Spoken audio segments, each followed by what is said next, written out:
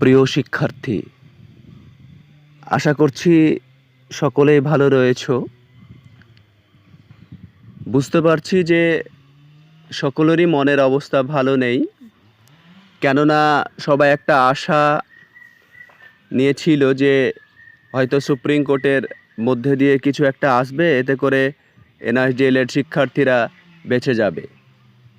কিন্তু বিগত কয়েক মাস ধরে এদেরকে এলাহাবাদ হাইকোর্টে, তারপরে কৌশিকদার কেস, পাপ্পু স্যারের কেস, এক এক করে কেসগুলো ডিসপোজ হয়ে যাচ্ছে। এতে করে এনএসডিএল-এর শিক্ষার্থীদের সত্যি যে একটা আশা ছিল, সেই আশা কিন্তু পুরোপুরিভাবে নষ্ট হয়ে যাচ্ছে। এতে করে তারা মানসিকভাবে দুর্বল হয়ে পড়ছে যে হয়তো আর কিছু হবে না। বিভিন্ন জায়গা থেকে ফোন আসছে যে দাদা, সত্যি কি আমরা পুরোপুরি শেষ হয়ে গেলাম? আমাদের কি আর কিছু হবে না? আমাদের কি আর কিছু করার নেই?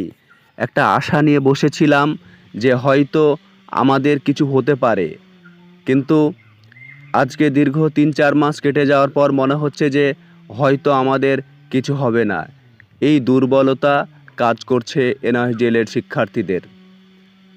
কেননা এই কয়েক মাস কেটে যাওয়াতে তাদের কোনো ধরনের ভালো কিছু উঠে আসেনি। আমরা বিভিন্ন খবরের মধ্যে দিয়ে, বিভিন্ন আপডেটের মধ্যে দিয়ে দেখেছি যে এমএচআরডি, এনসিটি এরা কিন্তু জানে যে দুর্বলতা তাদের ভুল রয়েছে, তারপরেও বিভিন্নভাবে এটা চাপা দেওয়ার চেষ্টা করছে। তো যাই হোক, এনএসডিএল-এর শিক্ষার্থীদের রিকোয়েস্ট যে ভিডিওটি প্রথম থেকে শেষ পর্যন্ত অবশ্যই দেখবে, কেননা এই ভিডিওর মধ্যে দিয়ে কিছু আপডেট উঠে আসছে যেগুলো অবশ্যই তোমাদের কাজে লাগবে। প্রথমত, আমাদের ভোট চলে এসছে। 14 লাখ শিক্ষার্থী, 14 × 5, 5 × 14, 70 লাখ ভোট অবশ্যই ভাবনা চিন্তা করে দেবেন। কেননা আমাদের জন্য যদি ভাবা না হয়, তাহলে অবশ্যই আমরা কারো জন্য ভাববো না। বিষয় হচ্ছে কেরিয়ারের লড়াই, এটা এর আগেও ভিডিওতে বলেছি। এখানে জাতপাতের কোনো ব্যাপার নেই, অবশ্যই ভাবনা চিন্তা করবেন বিষয়ের প্রতি। তারপরে যে বিষয়টা রয়েছে যে পাপ্পু স্যারের কেসের আপডেট। পাপ্পু স্যারের কেস আমরা জানি যে সুপ্রিম কোর্টে পুরোপুরি ডিসপোজ করে দেওয়া হয়েছে। মুকুল রহতগি যে আমাদের অ্যাডভোকেট ছিলেন, সিনিয়র অ্যাডভোকেট, তিনি পাপ্পু স্যারের বা এনএসডিএল-এর শিক্ষার্থীদের হয়ে কেস লড়ছিলেন, কিন্তু সেই কেস ডিসপোজ হয়ে গেছে। এবং হিমা কোহলি ম্যাম জানিয়েছে, বা পাপ্পু স্যারের লাইভে আমরা দেখেছি যে কেসটাকে পাটনা হাইকোর্টে পাঠানো হয়েছে এবং বলা হয়েছে যে সেখানে কেসটাকে নিয়ে যাওয়া হোক।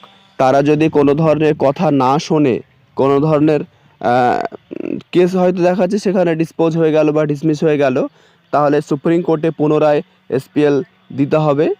তাহলে সুপ্রিম কোর্ট পুরো বিষয়টা পুঙ্খানুপুঙ্খভাবে শুনবে।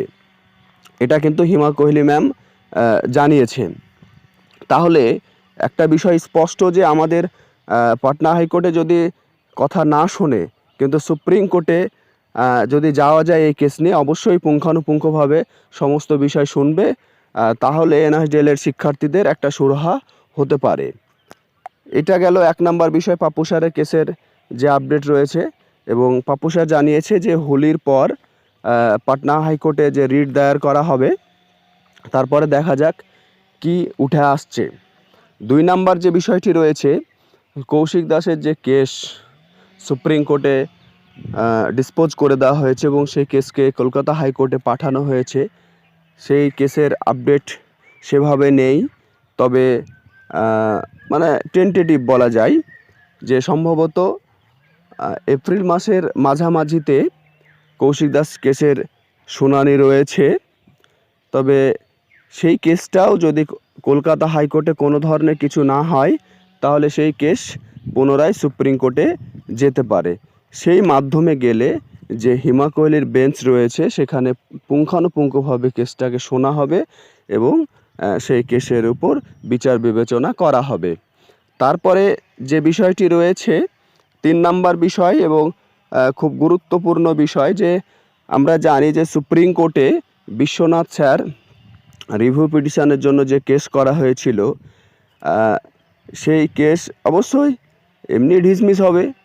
কেননা যে সেই রিভিউ পিটিশনের মধ্যে দিয়ে যদি আমরা যাই, তাহলে আমাদের কাছে তো উপযুক্ত এভিডেন্স নাই, উপযুক্ত প্রমাণ নেই। আমরা দেখেছি যে প্রায় 99% কেস ডিসমিস হয়ে যায় রিভিউ পিটিশনের, কেননা উপযুক্ত প্রমাণের অভাবে। তাহলে যেটা একান্তই দরকার সেটা হচ্ছে গেজেট। যদি গেজেট প্রকাশ না হয় তাহলে কিচ্ছু হবে না।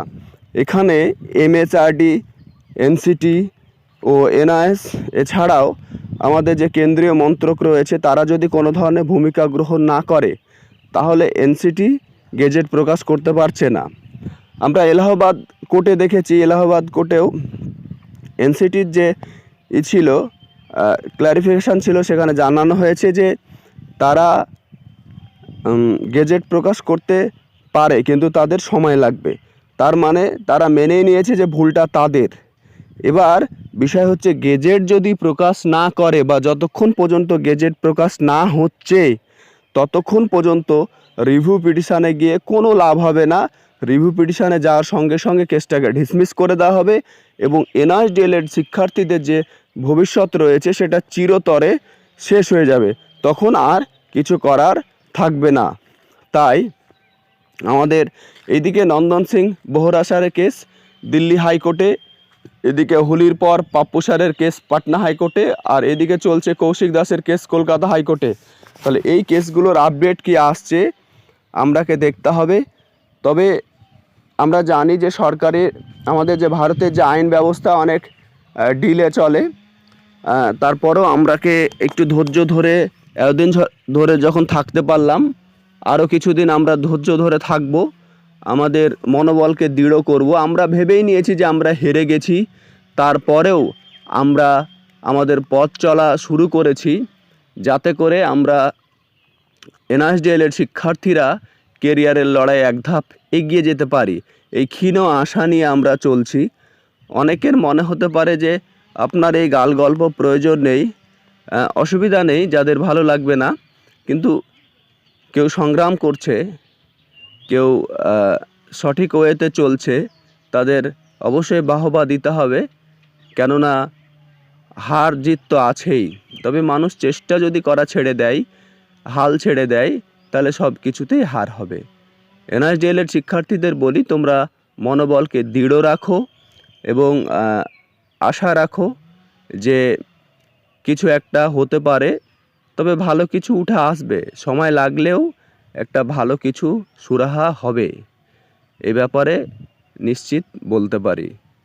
ঠিক আছে, সকলে ভালো থেকো। এই কয়েকটা বিষয় এবং এই কয়েকটা জিনিস তোমাদের তুলে ধরার ছিল, তাই তুলে ধরলাম। ভিডিওটা ভালো লাগলে অবশ্যই শেয়ার করো, লাইক কমেন্ট করো, আর সাবস্ক্রাইব করে অবশ্যই পাশে থেকো। কেননা NISDL এবং প্রাইমারি নিউজ সম্পর্কিত সমস্ত ধরনের তথ্য আমি আমার চ্যানেলে প্রোভাইড করে থাকি। আজকে এই পর্যন্তই, ভালো থেকো।